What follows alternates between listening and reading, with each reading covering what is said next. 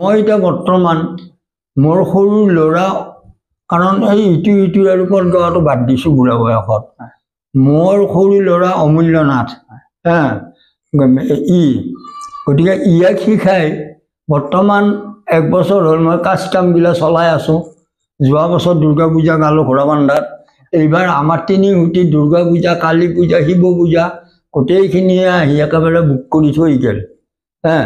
এতিয়া বৰ্তমান মই ইয়াকে আগত লৈ ফুৰি থাকোঁ আৰু বেলেগ ওজাৰ লগত এই বুঢ়া বয়সত চলিব বয়স নাই। হৰে না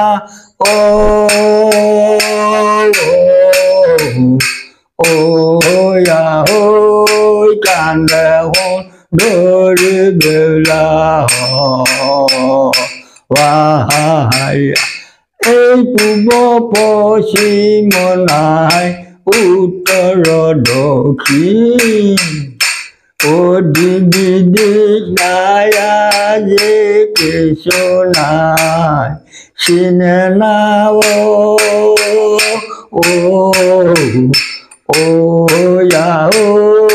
কান্দে ধৰি বেলা পূব পশ্চিম নাই আৰু দক্ষিণে সাগৰ দেশ নাই আজি কিছু নাই চিনে নাও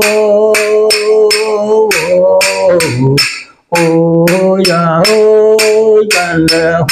ধৰি বেলা নমস্কাৰ, মই দীপ।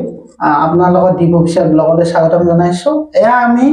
নামৰ ভিডিঅ' আমি বনাই আছিলোঁ। এতিয়া বৰ্তমান আমি ব্যতিক্ৰমী ভিডিঅ' এটা বনাব আহিছোঁ। মোৰ সেই অৱস্থাটো দুখীয়া, মই খুব দুখীয়া। গতিকে দুখীয়া হ'লেও মোৰ মনৰ চখটো এতিয়াও মানে কাজ বুলি ক'লে ওজাগাবে যাব লাগে বুলি মোৰ মন পগলা। কিন্তু মোৰ ল'ৰা 4টা, বোৱাৰী 4টা, নাতি 3টা। তথাপিও মানে মই এনেকৈ টাপ টুপকৈ ঈশ্বৰকে ভাবি আমি এনেকৈ চলি আছোঁ আৰু কিন্তু মোৰ কোনো ফালৰ পৰা সহায় সহযোগটো নাই। আপুনি বৰ্তমান চৰকাৰক আপুনি যিহেতু শিল্পী পেঞ্চন পোৱা নাই, আপুনি অফিচিয়েলৰ যোগেদি আপুনি চৰকাৰক কি ক'ব বিচাৰে? চৰকাৰক মই এইটোৱে নিবেদন কৰিছোঁ যে আমাৰ অসম চৰকাৰক কৈছোঁ আৰু মুখ্যমন্ত্ৰীক কৈছোঁ হাতযোৰ কৰি যাতে মই যি এই শিল্পীটো এই বয়সলৈ মই জীৱিত ৰাখিছোঁ তাৰ কাৰণে চৰকাৰে মোক এটা কিবা সা সুবিধা দিলে মোৰ এই মনৰ আন্তৰিকটো মানে নোহোৱা হ'ব। হয়, ৰাইজৰ যথেষ্টখিনি সঁহাৰি জনাব। এখেত যিহেতু 80 বছৰৰ ঊৰ্ধত 1954 চনৰ পৰাই এই ওজাপালিৰ লগত জড়িত, দৰঙী লোককলা কৃষ্টিৰ লগত জড়িত। ৰাইজে অলপ সহায় কৰিব আৰু আমাৰ চৰকাৰক বিশেষকৈ চৰকাৰৰ হাতত যাতে এওঁৰ এই নিবেদনটো পায় সেইখিনিতে আমাৰ আপোনালোকৰ ওচৰত কামনা থাকিল। আৰু লগে লগে আকৌ সুধিম, আপোনাৰ প্ৰশ্নলৈ আহিলোঁ। ওজাপালি ঢোল কাক বোলে? ওজাপালিৰ শুকনানী ওজাপালিৰ ঢোলটোৰ নাম হ'ল জয় ঢোল। যিজনে ঢোলটো কাষৰ গীতাক নোহোদাই নপচাই এটা ঢোলৰ বাদি আৰম্ভ কৰি মাৰিব পাৰে তাক বোলে ঢোল বাদক। দেওধনী নৃত্য কাক বোলে আৰু তাৰ বৈশিষ্ট্য কি অকণমান বুজাই দিয়কচোন বাৰু আপুনি। দেওধনী নৃত্য মানে ইয়াৰে ভাগ দুটা আছে। আজিকালি যেতিয়াৰ পৰা চৰকাৰে দেওধনী নৃত্যটো বিচাৰিছে তেতিয়াৰ পৰা 6-7জনী 8জনী 12জনী ইমান মঞ্চত প্ৰগ্ৰাম কৰা হয়, কিন্তু একেবাৰে খাটি দেওধনী আমাৰ এজনী মাৰৈ পূজাত ডকত পেলোৱাজনী তাক বোলে দেওধনী আৰু যিগিলা মঞ্চত উঠাই সেইগিলাক বোলে দেৱধ্বনি আৰু দেওধনীটোহে ডকত পৰে। যিহেতু আমি দৰঙী লোককলা কৃষ্টিৰ অংশস্বৰূপ আমি ওজাপালিৰ বিষয়ে কথা পাতি আছোঁ। ওজাপালি কাক বোলে তাৰ বৈশিষ্ট্য অলপমান কৈ দিয়কচোন বাৰু আপুনি। ওজাপালি ওজাপালি, ওজা আৰু পালি পালি কাক কয়? না ওজা আৰু পালি, গতিকে সেইটো বিষয়ে বিস্তাৰভাৱে অলপমান বুজাই দিয়কচোন বাৰু। তাৰমানে ওজাজনৰ পাকটো হ'ল মৰিয়াচকীয়া, পালিগিলাকৰ পাক হ'ল এই হেৰি এই মৈৰাচকীয়া ওজাজনৰ পাকটো হ'ল কুহুমীয়া হা আৰু সেইকাৰণে ওজাজনে আগে লগাই দিলে পালিকেইটাই পটটো ধৰে সেইটোৱে হয় আপুনি ইমান বয়সলৈ দৰঙী লোক কলা কৃষ্টিৰ লগত জড়িত হৈ আছে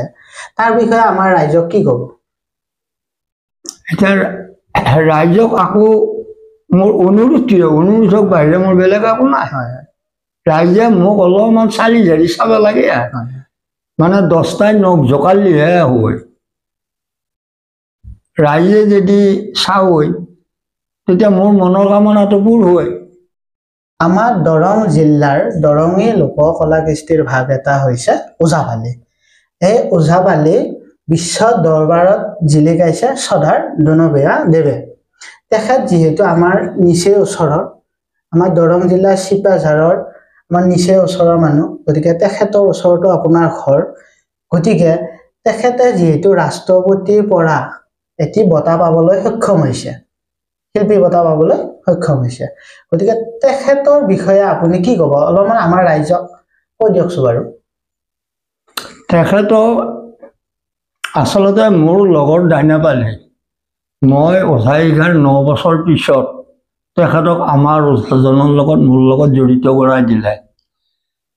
গতিকে তেওঁ আমাৰ লগতে কাজ কাম কৰি প্ৰগ্ৰাম চগ্ৰাম কৰি ঘূৰি থাকি আমাৰ যেতিয়া ওজাজন মৰিল তেতিয়া তেওঁ মানে মোৰ পৰাও ভালৰি কাটি তেওঁ আচলতে অফিচিয়েলি কথাবিলাক খুব জানে যদিও মোৰ বয়সত সৰু তথাপিও বহুত নকওঁ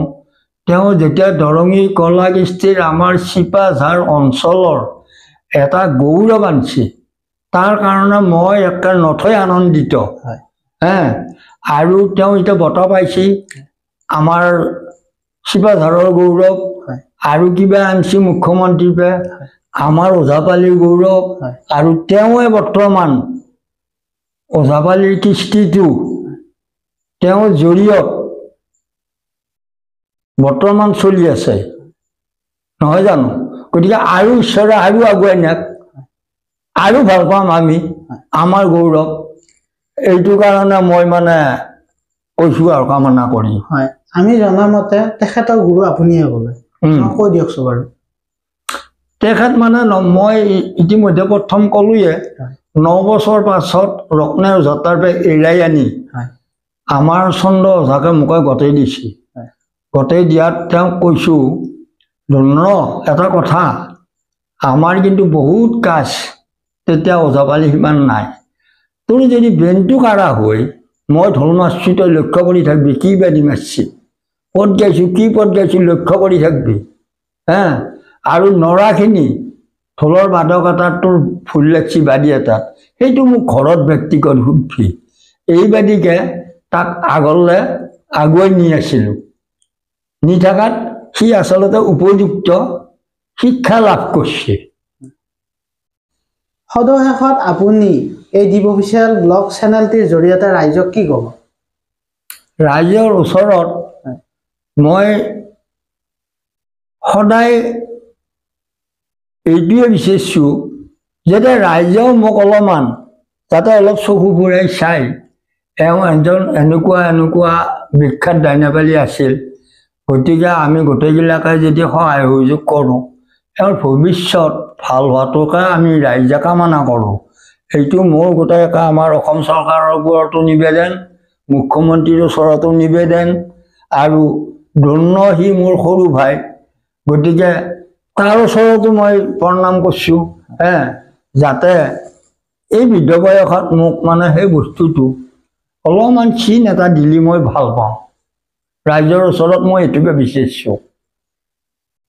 সদাৰ আজিৰ আমাৰ দৰ্শক মণ্ডলী আপোনালোকে শুনিলে যথেষ্টখিনি বয়স হৈছে এখেতৰ তথাপিতো এই ওজাপালিৰ লগত জড়িত হৈ আছে আৰু যথেষ্টখিনি বয়সলৈ এতিয়া তেওঁ এইখিনি বয়সলৈ যিহেতু ওজাপালিৰ লগতে জড়িত হৈ আছে 80 বছৰৰ ঊৰ্ধত 1954 চনৰ পৰাই গতিকে তেখেত যিহেতু শিল্পী পেঞ্চন এতিয়ালৈ পোৱা নাই আৰু তেখেতে ক'লে ইতিমধ্যে তেখেত অফিচ কাছাৰীত যাব মানে